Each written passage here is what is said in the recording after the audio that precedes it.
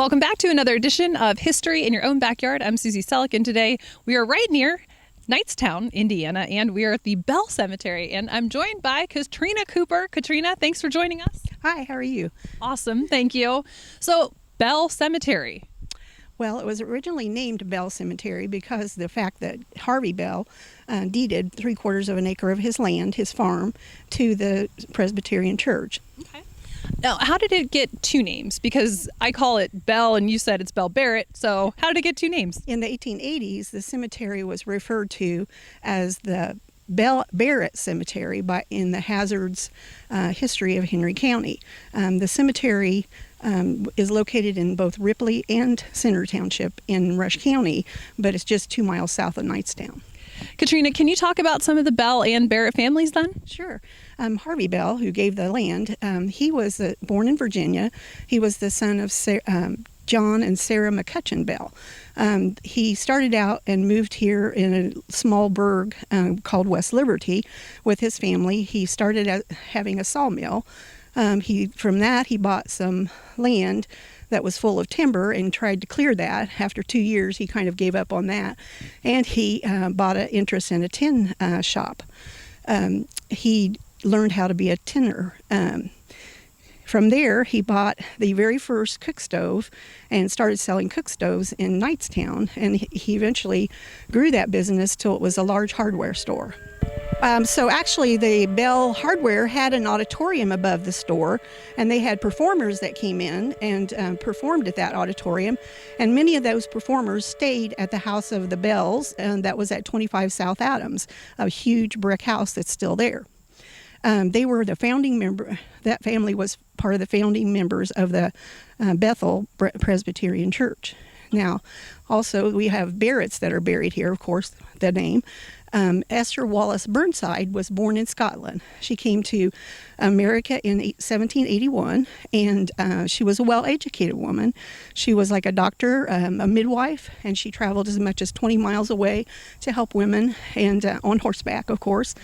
And it was funny because they said they had private tutors for their sons and to teach them to read and write, but their daughters, they only taught to read. Her husband, Edward Barrett, died in 1829 in West Virginia, where they lived. She eventually moved to Indiana to join her children who had settled here. That's how she got here.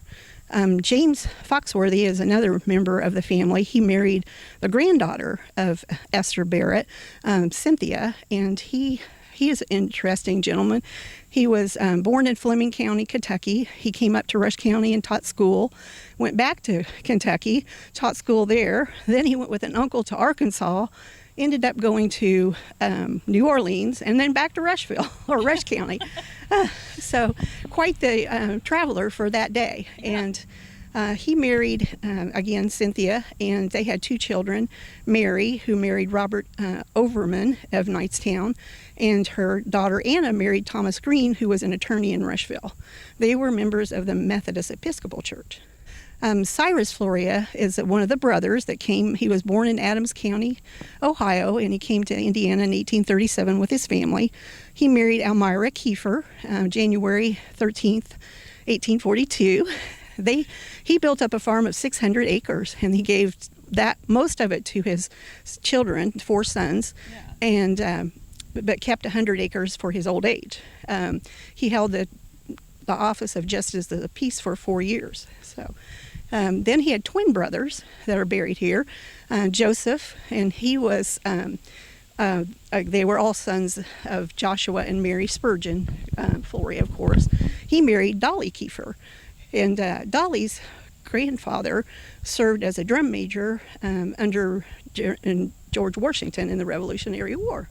The first year of their marriage, they lived with her parents in Washington Township, and then in 1868, they returned to the homestead, the Floria homestead in Center Township. They had 9 children, and they were also members of the Methodist Episcopal Church.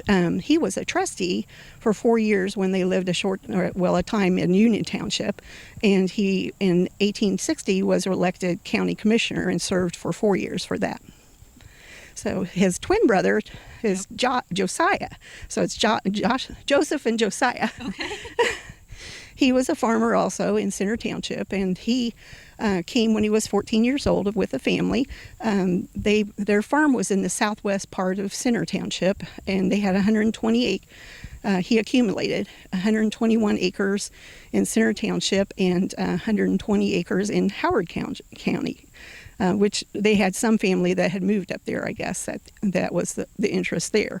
He married Martha Price. Martha Price was a victim of the 1902 smallpox epidemic in Knightstown. Yeah.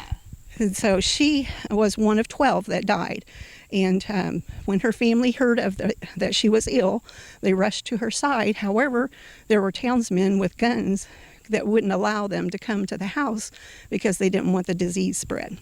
The granddaughter remembers that they took Grandma out and buried her in the dark in the night and spread lime over the grave, thinking that would save, the spread of the disease.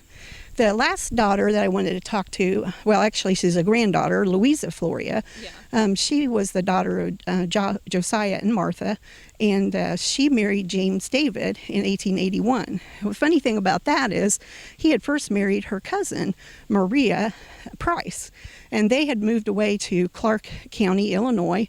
However, Maria died in 1879, and James came back to Rush County, and he married Louisa then. And he had already bought a farm, 120 acres up at Howard County, and so the family moved up there. And they later moved to Fall Creek around Fortville area, and that's where she died of a cerebral hemorrhage in 1901. So of the people that are buried here, while they were alive, what was their main occupation? Well, in this area, of course, a lot of them were farmers. And I just want to tell you about Perry Akers, and he was born in Montgomery County, Ohio in 1827. He was always a farmer throughout his whole life. He married Ludosia Cummings in 1879. They spent their time on the farm, of course. When she was getting elderly, they moved to Carthage, and that was in 1884 in November. She died in February of the next year, so he then returned back to the farm. John Ernest was one of the other farmers that came in he was born in 1817 in Greene County in Tennessee. His family moved to Lapeer County, Tennessee, and then when he was 4 years old, his father died in 1827. He came with his mother and settled here in Ripley Township. And so that I thought was unusual that a woman would come to settle farmland. So he married then Marzella Draper in 1842, and they made their home at the old Ernest homestead. It had was 290 acres. 200 of that was tillable, so that was quite the farm. They had 7 sons, and they were members of the Christian church. Festus Hall is another farmer that did well for himself. He was born in 1808 in Jackson County, Ohio. Most of the county schools or local schools didn't have a lot to offer, so he had gone to short-term school, what they called it, in Rush County that offered a little more education.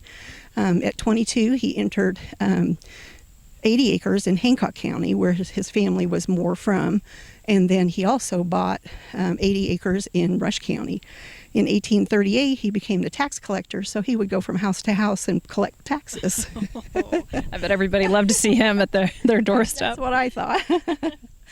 He actually bought and sold land many times, and it was just kind of must have been like a trader type person.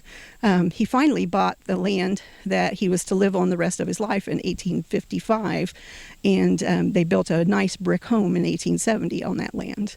In 1858, he was elected as Rush County representative to the legislature. His wife's family, he married Maria Abernathy. They had a farm south of the Indiana Soldiers and Sailors Children's Home, which is just across the road here. And that became part of the Hall estate. He died in January 3rd, 1880, and his widow and his son William continued to live there on the farm. One of the last farmers that I was going to tell you about was David Kirkwood, and he was born in Ripley Township. When he was less than a year old, his parents moved to Jasper County, Illinois with him, and his mom died when he was 6, and then his dad died when he was 9. So his uncle, Joseph Power, brought him and his younger sister, Nancy, back to Rush County. And they lived with them. They took care of him. When he came of age, he worked in lots of the local farms and for his uncle until he could build up, a farm for himself. He married Mary Seiler in 1866, and they moved to 2 miles east of Carthage and had a farm of 80 acres.